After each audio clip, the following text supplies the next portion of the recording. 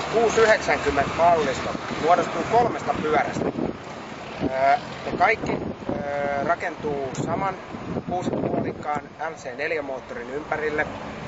Mallisto muodostuu supermotomallista, endurosta ja ehkä kuumottavimpana uutuutena tää uusi Duke 3.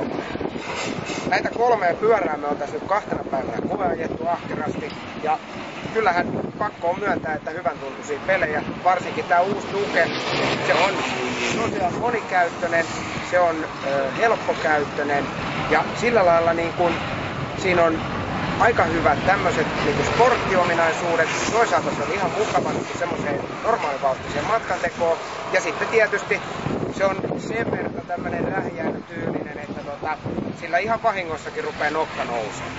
Tai siis nokka nousee niillä, jotka osaa keulittaa ja kun mulla toi stuntridinkin taidot on melko keskinkertaiset, niin mä sovin ton Uskalin Jannen kanssa, että Janne näyttää meille tuosta pari temppua malliksi. Se osaa niitä tehdä, se on ammattimies siinä hommassa, niin käydään kurkkaamassa mitä se Duke taittaa.